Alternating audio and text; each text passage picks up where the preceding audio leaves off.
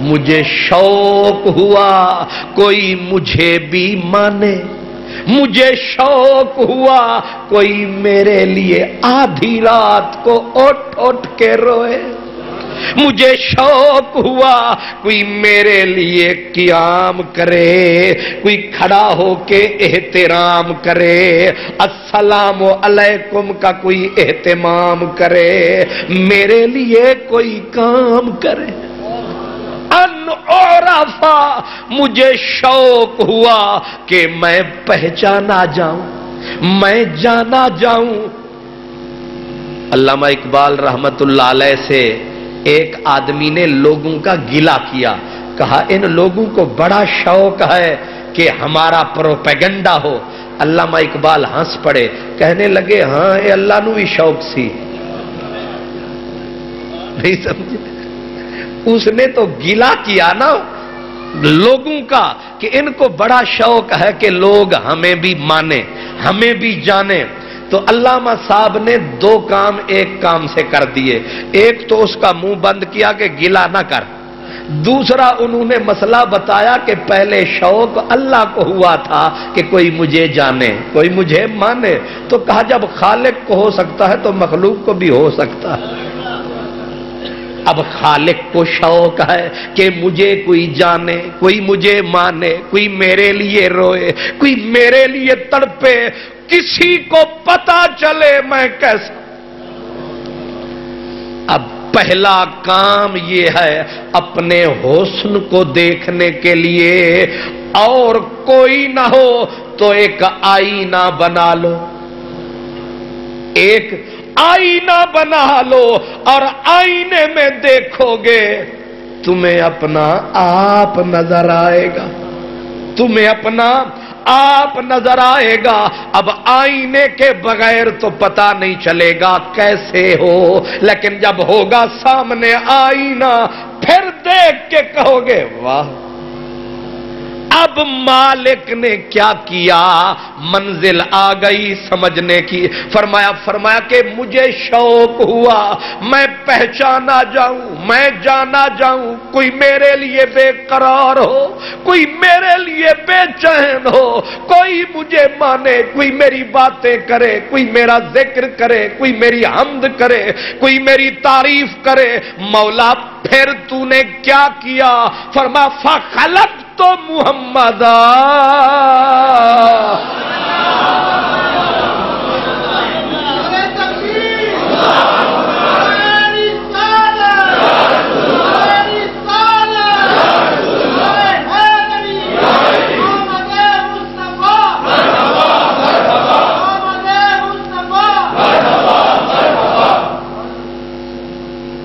یہ جو خلقت الخلق ہے وہاں سے بھی مراد اصل میں حضور ہے۔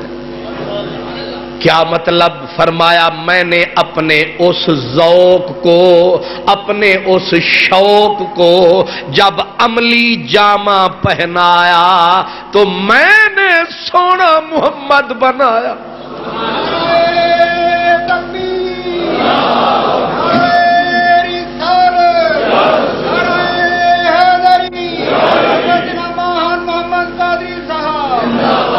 اسی لیے سرکار نے فرمایا کہ لوگوں جانتے ہو میں کون ہوں؟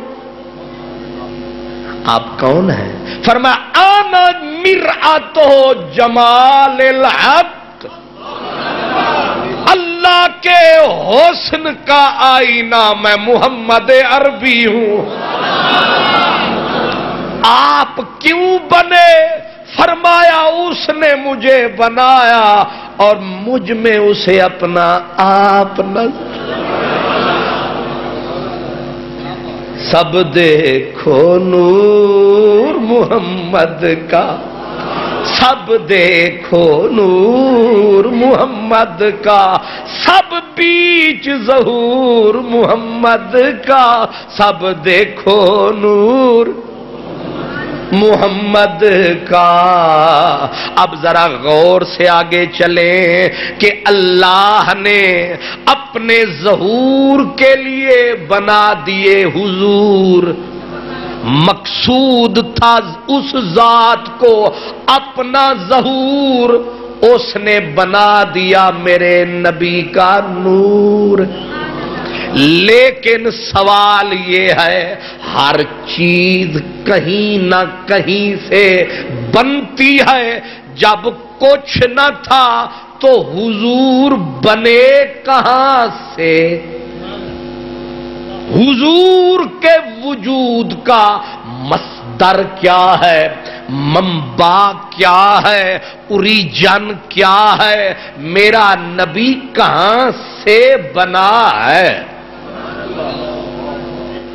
یہ منزل ہے، اس کو کہتے ہیں کہ منہ نکاتے گل وڈیری۔ کیوں؟ منہ نکاتے گل وڈیری، نہ کر مت کوئی حد سے، مالک حنبل اعظم شافی اے مسئلے نہیں دسے۔ یہ منزل بڑی، اس منزل پہ بڑے لوگوں نے ٹھوکر کھائی۔ کچھ بے وقوف اسی منزل کو نہ سمجھ کے قرآن کا انکار کر گئے، کچھ حدیث کا انکار کر گئے۔ وہ اندر کے تاریک، اندر کے کالے حضور کے نور کا انکار کر گئے۔ وہ کلمہ پڑھ کے مرتد ہو کے مر گئے، کیونکہ میرے نبی کے ان نور کا انکار کر گئے، حالانکہ میرے نبی کا نور ہی بنیاد ہے۔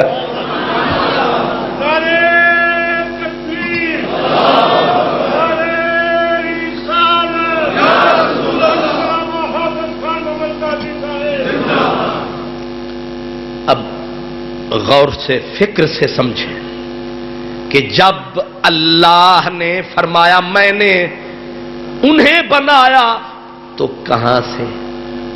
جب تھا ہی کچھ نہیں۔ سرکار دو عالم صلی اللہ علیہ وسلم، تو میرا خیال یہ ہے پہلے ایک حدیث پڑھ لیں تو پھر مزید وضاحت کر دیتے۔ حدیث پاک یہ ہے، سرکار جلوہ گر تھے، محمد نگر تھے، اور صحابہ ستارے تھے، موجود سارے پیارے تھے، اور کیا نور نظارے تھے۔ دل کرتا یہ ہے جو ہم بھی وہاں ہوتے، خاک گلشن لپٹ کے قدموں سے لیتے اترن۔ ہائے کاش مقدر ساتھ دیتا، اللہ ہمیں تب بناتا ہم صدیق کے پیچھے بیٹھے ہوتے، ہم سلمان فارسی کے پہلو میں ہوتے، حضور سامنے ہوتے، ہم تک تک کے روتے۔ اعلیٰ حضرت امام محمد رضا کہتے ہیں جو ہم بھی وہاں ہوتے تو خاک گلشن لپٹ کے قدموں سے لیتے اترن، مگر کریں کیا نصیب میں تو یہ نامرادی کے دن لکھے تھے۔ سرکار جلوہ فرما، ایک صحابی حضور کا نام حضرت جابر تھا، اٹھ کے کہا یا رسول اللہ اخبرنی عن اول اشیاء۔ حضور اس بزم ہستی، بزم کائنات میں، اس حسین و جمیل بزم میں سب چیزوں سے پہلے رب نے کس کو بنایا ہے؟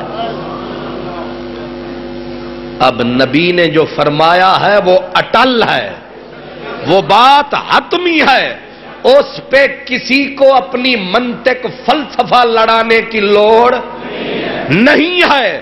میرے نبی نے فرمایا یا جابرو ان اللہ خالق قبل الاشیاء نور نبی کا۔